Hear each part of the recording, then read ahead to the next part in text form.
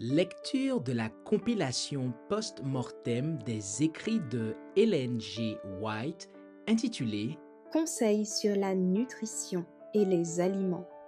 Section 7. Suralimentation. Une faute commune, mais sérieuse. Surcharger l'estomac constitue un péché commun, et lorsqu'une trop grande quantité d'aliments est absorbée, l'organisme tout entier est encombré. La vie et les énergies, au lieu d'être accrues, s'en trouvent affaiblies. C'est conforme au plan de Satan. L'homme dépense inutilement ses forces vitales en prenant un excédent de nourriture. En mangeant trop, nous ne gaspillons pas seulement d'une façon irréfléchie les bénédictions de Dieu destinées à pourvoir aux besoins physiques, mais nous nuisons gravement à l'organisme dans son ensemble. Nous déshonorons le temple de Dieu. Il en est affaibli et paralysé. La nature ne peut plus accomplir son travail convenablement et sagement selon les moyens dont Dieu l'a doté. En vue de satisfaire ses appétits, l'homme a opprimé les énergies de la nature en contraignant celle-ci à se livrer à un travail qui n'aurait jamais dû lui être demandé. Si tous les hommes connaissaient le mécanisme vivant de la machine humaine, ils ne se rendraient pas coupables de tels excès, à moins d'être esclaves de leurs appétits, au point qu'ils en arrivent à préférer continuer dans leur voie de suicide et mourir prématurément, ou traîner pendant des années une vie qui devient une charge pour eux-mêmes et pour leurs amis. Lettre 17, 1895. Entraver la machine humaine. Il est possible de s'alimenter immodérément, même en prenant des aliments sains. Parce qu'on a mis de côté les aliments nocifs, il ne s'ensuit pas que l'on peut manger à sa guise. La suralimentation, quelle que soit la qualité des aliments absorbés, entrave la machine et dérègle son fonctionnement normal. Christian Temperance and Bible, Hygiene, 51. Counsels on Health, 119. L'intempérance dans le manger, même lorsqu'il s'agit d'aliments sains, exerce un effet préjudiciable sur l'organisme et émousse les facultés mentales et morales. Les signes des temps, 1er septembre 1887. La plupart des membres de la famille humaine mangent plus que ne requièrent les besoins de l'organisme. Cet excédent se gâte et devient une masse putride. Lorsqu'une quantité excessive d'aliments, même sains, est introduite dans l'estomac, cet excédent devient une surcharge. L'organisme fait des efforts désespérés pour en disposer, et ce travail supplémentaire occasionne une sensation de fatigue et de faiblesse. D'aucuns qui mangent sans arrêt attribuent cette sensation à la faim, alors qu'elle est causée par le surmenage des organes digestifs. Lettre 73A, 1896. Le désir de bien recevoir les visiteurs donne beaucoup de tracas et fatigue inutilement.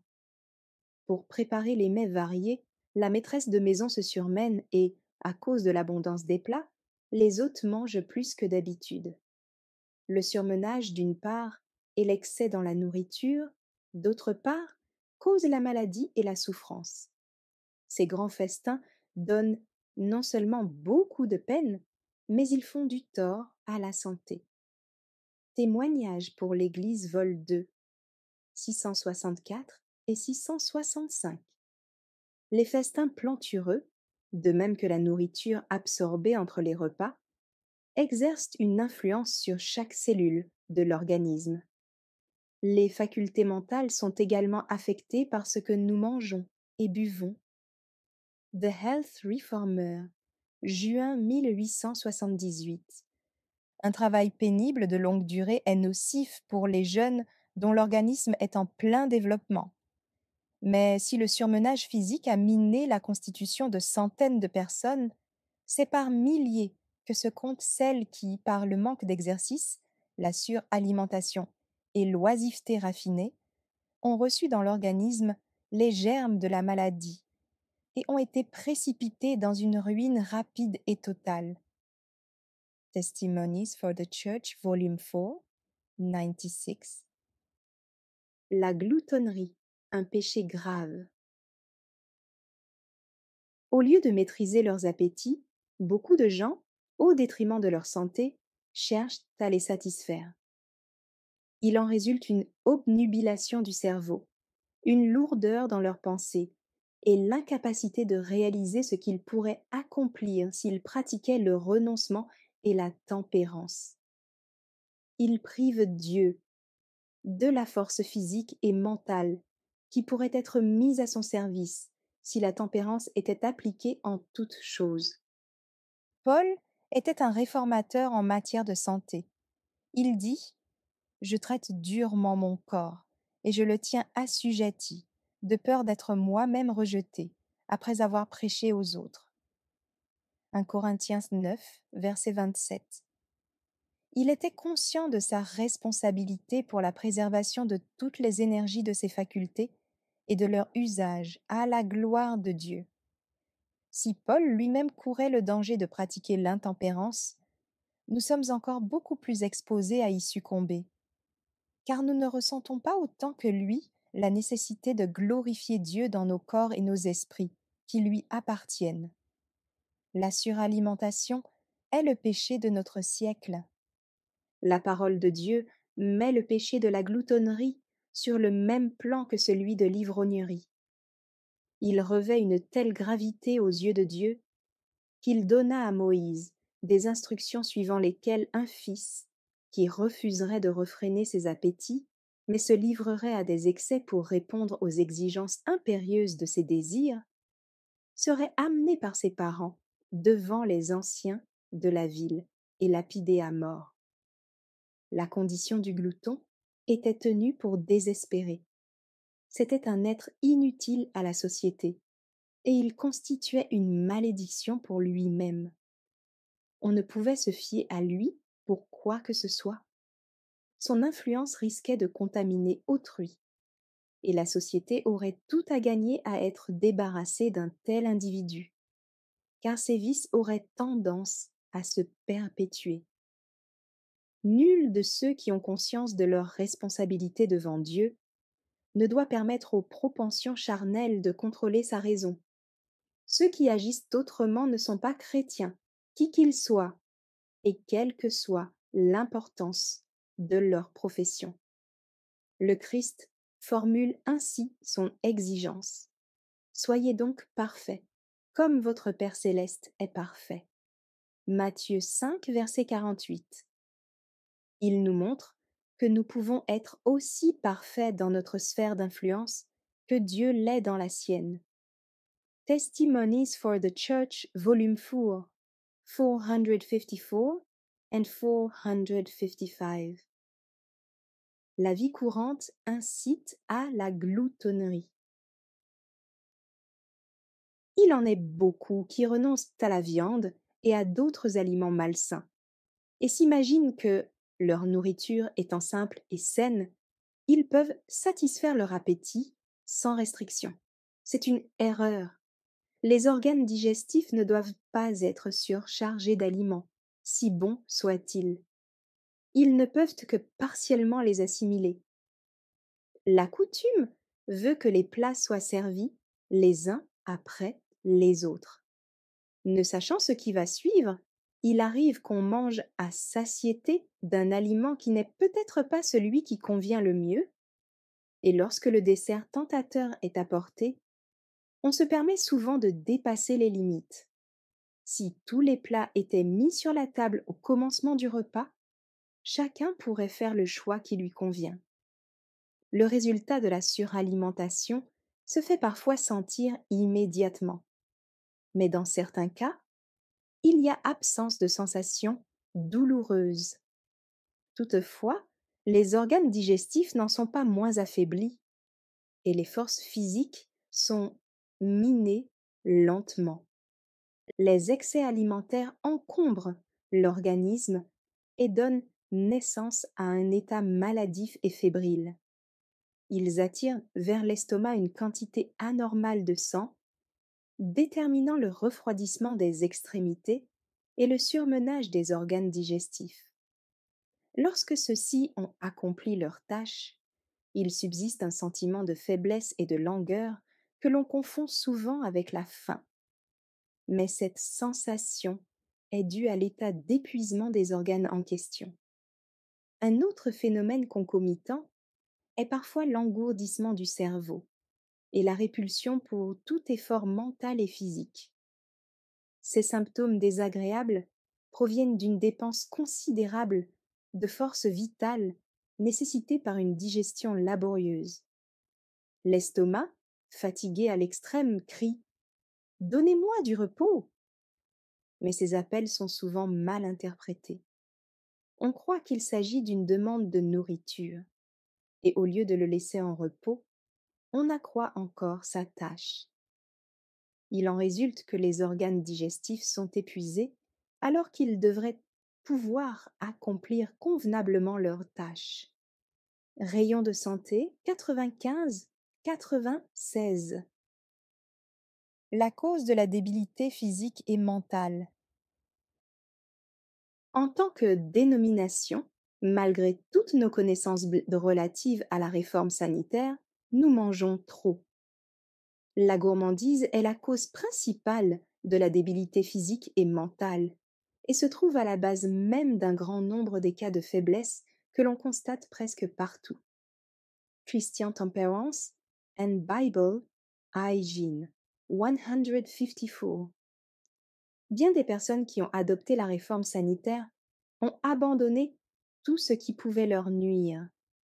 Mais s'ensuit-il qu'elles peuvent manger autant qu'il leur plaît? En se mettant à table, au lieu de se demander quelle quantité d'aliments elles peuvent absorber, elles se laissent aller aux inclinations de leur appétit et mangent trop. L'estomac est ainsi surmené pour toute la journée, et les aliments deviennent un fardeau, dont le tube digestif ne peut tirer aucun profit, et qui s'oppose au travail de la nature. Le mécanisme est entravé et ne peut fonctionner normalement. Les organes vitaux sont surmenés sans nécessité, et l'énergie cérébrale est sollicitée par l'estomac pour l'aider en particulier à disposer d'une quantité d'aliments qui ne font aucun bien à l'organisme. Et quelle est l'influence de la suralimentation sur l'estomac?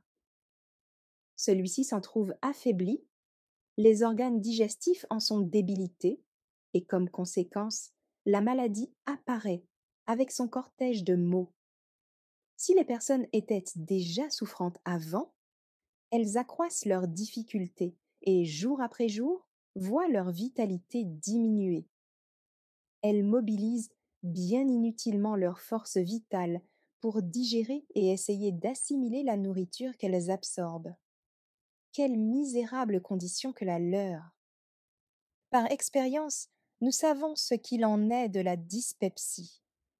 Nous avons eu un cas dans notre famille et nous savons que c'est une redoutable maladie. Un dyspeptique chronique souffre énormément, à la fois physiquement et mentalement, et ses amis souffrent également, à moins d'être aussi insensibles que des brutes.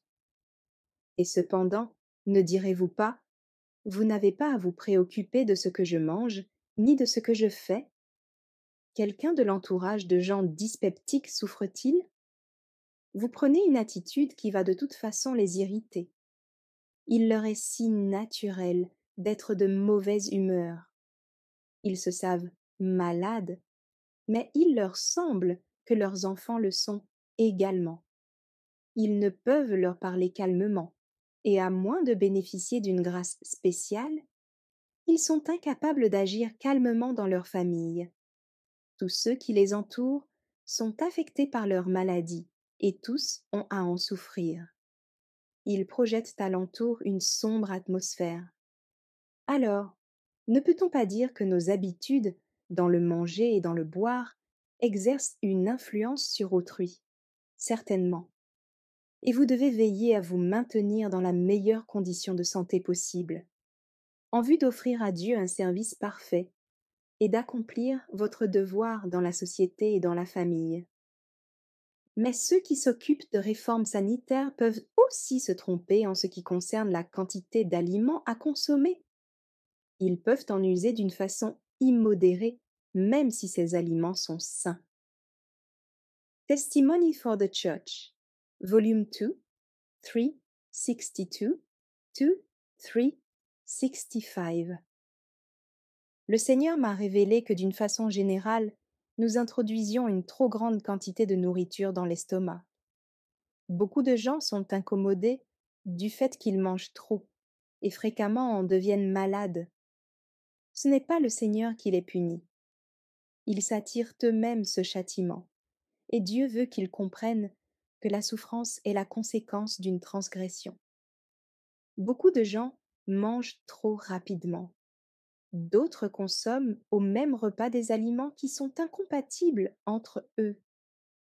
Si hommes et femmes voulaient seulement se rappeler combien gravement ils affligent leur âme en affligeant leur estomac, et combien profondément le Christ est déshonoré lorsqu'ils maltraitent leur estomac, ils seraient courageux et portés au renoncement, et ils fourniraient à l'estomac l'occasion de retrouver son activité bienfaisante. À table, tout en mangeant et en buvant à la gloire de Dieu, nous accomplissons une œuvre médicale missionnaire. Manuscrit 93, 1901 pages. First. Assoupissement pendant les exercices du culte. Lorsque nous mangeons immodérément, nous péchons contre notre propre corps.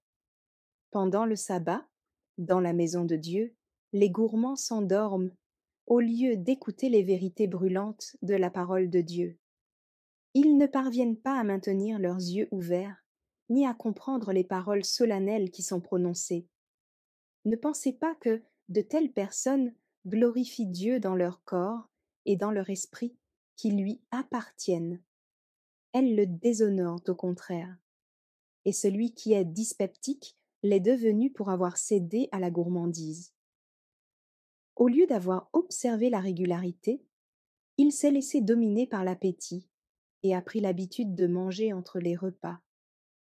S'il est sédentaire, il n'a pas non plus bénéficié de l'air vivifiant du ciel pour aider à la digestion. D'autre part, il n'a peut-être pas eu suffisamment d'exercice pour sa santé. Testimony for the Church, Volume 2, 374. On ne devrait pas préparer pour le jour du repos une plus grande quantité ou une plus grande variété d'aliments que les autres jours.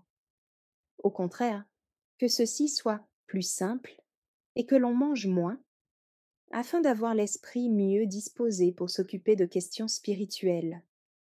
Un estomac surchargé implique un cerveau engourdi. On peut alors entendre les paroles les plus précieuses sans en profiter parce que l'esprit est alourdi par une digestion difficile. En mangeant trop le jour du repos, beaucoup se privent à leur insu des bienfaits qu'il apporte. Rayon de santé 96. Une cause de manque de mémoire. Le Seigneur m'a donné pour vous une révélation sur le sujet de la tempérance en toutes choses. Vous êtes intempérant dans votre régime. Souvent, vous absorbez 2 fois autant de nourriture que votre organisme en demande. Cet excédent se détériore et votre haleine devient fétide. Vos troubles catharaux s'accentuent, votre estomac est surchargé et les énergies vitales de votre cerveau sont employées à actionner le moulin qui doit broyer les matériaux que vous avez introduits dans votre estomac. Dans tout cela, vous n'avez pas montré beaucoup de pitié pour vous-même. À table, vous vous montrez très gourmand. C'est une des causes de votre inattention et de votre perte de mémoire. Vous affirmez certaines choses dont je me souviens. Puis, vous faites volte-face pour soutenir que vous avez dit des choses entièrement différentes. Je le savais, mais j'ai mis tout cela sur le compte des conséquences de votre alimentation. À quoi eût-il servi d'en parler? cela n'aurait pas mis fin au mal. Lettre 17, 1895. Conseil aux prédicateurs et aux ouvriers sédentaires. La suralimentation est particulièrement nuisible au tempérament apathique auquel une nourriture frugale, associée à beaucoup d'exercice physique, convient mieux. Des hommes et des femmes très bien doués n'accomplissent pas la moitié de ce qu'ils pourraient faire parce qu'ils ne savent pas dominer leur appétit. Beaucoup d'écrivains et d'orateurs commettent l'erreur suivante. Après un repas copieux, ils se mettent au travail, lisent, étudient ou écrivent sans se permettre un seul instant d'exercice physique. Il en résulte que les idées et les mots ne leur viennent que difficilement. Ils n'arrivent pas à écrire ni à parler avec la force et la véracité indispensables. Leurs efforts sont ternes et stériles. Des hommes qui occupent des postes de confiance ont à prendre chaque jour des décisions importantes. Appelés à agir rapidement, ils ne peuvent le faire que s'ils pratiquent une stricte tempérance. L'esprit se fortifie par l'exercice rationnel des énergies physiques et mentales. Si l'effort n'est pas trop épuisant, toute lassitude ressentie apporte une nouvelle vigueur. Mais souvent, ceux qui sont appelés à prendre ces décisions urgentes sont influencés défavorablement par une alimentation défectueuse. Un estomac malade rend l'esprit confus, indécis, souvent irritable, dur et injuste. Beaucoup d'œuvres qui auraient été pour le monde une bénédiction ont dû être abandonnées. Et plus d'une mesure injuste, oppressive et cruelle a été prise à cause d'un état morbide qui était la conséquence de mauvaises habitudes alimentaires. Voici un conseil pour tous ceux qui se livrent à un travail sédentaire et surtout mental. À chaque repas, ne prenez que 2 ou 3 sortes d'aliments simples et ne mangez pas plus qu'il ne faut pour apaiser votre faim. Ajoutez à cela, chaque jour, de l'exercice. Et voyez si vous ne vous en trouvez pas bien, que tous ceux qui ont un peu de courage moral en fassent l'essai. Les ouvriers, occupés à un travail physique épuisant, ne sont pas obligés d'être aussi attentifs à la quantité et à la qualité de leurs aliments. Mais ils n'en jouiraient pas moins d'une meilleure santé s'ils prenaient l'habitude de se dominer dans le manger et dans le boire. Certains demandent parfois qu'on leur prescrive exactement le régime qu'ils doivent suivre. Ce sont surtout ceux qui se suralimentent, puis le regrettent, en sorte qu'ils pensent constamment au manger et au boire. Mais nul ne peut, sur un sujet semblable, faire la loi aux autres. Chacun doit utiliser son bon sens et se conformer aux principes de l'hygiène, tout en s'efforçant de se contrôler soi-même. Rayons de santé 97 et 98. Indigestion et réunion de comité. Assis devant une table bien garnie, on mange souvent plus qu'on ne peut digérer. L'estomac est ainsi surchargé et ne peut travailler convenablement. Il en résulte un sentiment désagréable de pesanteur dans la tête, et l'esprit n'est pas aussi vif. Ce malaise est dû également à la mauvaise combinaison d'aliments qui produisent de la fermentation. Le sang est contaminé et les pensées sont embrouillées. L'habitude de trop manger ou de prendre une grande variété d'aliments au même repas cause fréquemment la dyspepsie. Un tort grave est ainsi fait aux organes délicats de la digestion. L'estomac proteste en vain et demande au cerveau de raisonner de cause à effet. La quantité excessive d'aliments absorbés ou les mauvaises combinaisons accomplissent leur œuvre néfaste. C'est en vain que les symptômes désagréables donnent le signal d'alarme. La souffrance fait son apparition et la maladie remplace la santé. Mais, diront certains, quel rapport peut-il y avoir entre l'alimentation et les réunions de comité? Il y en a un très grand. Les conséquences d'erreurs alimentaires s'observent dans ces conseils et ces réunions. Le cerveau subit l'influence de l'estomac. Si celui-ci fonctionne mal, il engendre le désordre et l'hésitation dans la pensée et l'obstination dans les opinions erronées. La prétendue sagesse de telle personne est une folie devant Dieu. C'est ce qui explique la situation dans laquelle se sont trouvés bien des comités, où des questions exigeant une étude approfondie ont été considérées hâtivement et où des décisions de la plus haute importance ont été prises sans grande réflexion. Souvent, alors qu'il aurait dû y avoir un sentiment unanime, des votes nettement opposés ont transformé complètement l'atmosphère du comité. Ces inconséquences m'ont été montrées maintes fois.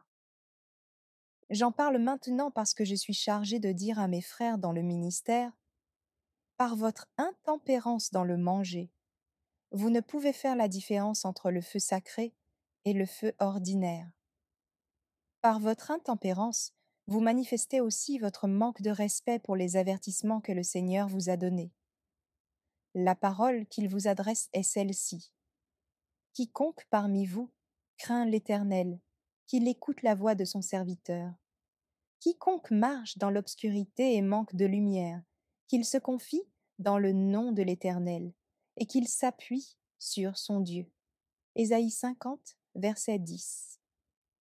Approchons-nous du Seigneur, et il nous délivrera de toute intempérance dans le manger et dans le boire, ainsi que de toute passion mauvaise et de toute méchanceté.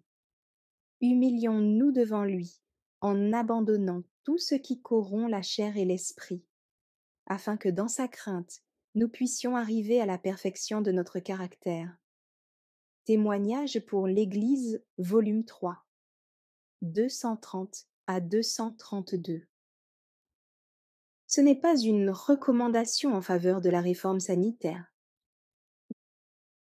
Nos prédicateurs ne veillent pas suffisamment sur leurs habitudes en matière de régime alimentaire. Ils mangent trop et un trop grand nombre de plats à un même repas. Certains ne sont des réformateurs que de nom. Ils ne se conforment à aucune règle dans leur régime, grignotent fruits et oléagineux entre les repas et imposent ainsi un très lourd fardeau à leurs organes digestifs.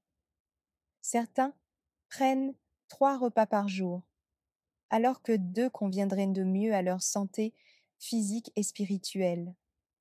Lorsque les lois que Dieu a établies pour régir l'organisme sont violées, la punition suit d'une façon certaine. En raison d'une alimentation erronée, les facultés de certains sont à moitié paralysées et ils sont indolents et endormis. Ces prédicateurs au visage pâle supportent les conséquences de la satisfaction égoïste de leur appétit. Ils ne témoignent pas en faveur de la réforme sanitaire. Lorsqu'on souffre de surcharge alimentaire, il est préférable de temps en temps de sauter un repas et de donner ainsi l'occasion à la nature de se remettre. Nos prédicateurs feraient beaucoup plus pour faire progresser la réforme sanitaire en la vivant qu'en se bornant à la prêcher. Lorsque des amis bien intentionnés leur présentent des menus compliqués, ils sont sérieusement tentés de s'éloigner des principes, alors en refusant les mets délicats, les condiments relevés, le thé et le café, ils se persuaderaient d'être de vrais messagers de la réforme sanitaire. Certains sont malades du fait qu'ils sont frappés par les conséquences de leur transgression des lois de la vie, et ils marquent ainsi, d'un stigmate durable, la cause de la réforme sanitaire. C'est un péché que de montrer un excessif laisser-aller dans le manger, le boire, le dormir, et aussi dans ce que l'on regarde. L'harmonieuse et saine activité de toutes les facultés du corps et de l'esprit mène au bonheur. Et plus ces facultés sont élevées et affinées, plus le bonheur est pur, sans mélange. Testimony for the Church, volume 4, 416 et 417. Ils creusent leur tombe avec leurs dents. La raison pour laquelle plusieurs de nos prédicateurs se plaignent d'être malades est qu'ils ne prennent pas assez d'exercice et qu'ils mangent trop. Ils ne se rendent pas compte qu'un tel comportement menace la constitution la plus robuste. Ceux qui, comme vous, sont indolents par tempérament, devraient manger très sobrement et ne pas fuir le travail physique. Plusieurs de nos prédicateurs creusent leur tombe avec leurs dents. En cherchant à assimiler la nourriture abondante qui pèse sur les organes digestifs, le corps souffre et le cerveau en supporte les effets. Pour chaque entorse faite aux lois de la santé, le transgresseur doit, dans son propre corps, payer le prix. Testimony for the Church, volume 4, 408 et 409. Merci d'avoir écouté cette lecture. Si vous avez des questions ou des remarques sur le thème abordé, n'hésitez pas à les partager dans les commentaires et notre équipe ne manquera pas de les considérer. À bientôt sur lereste.org.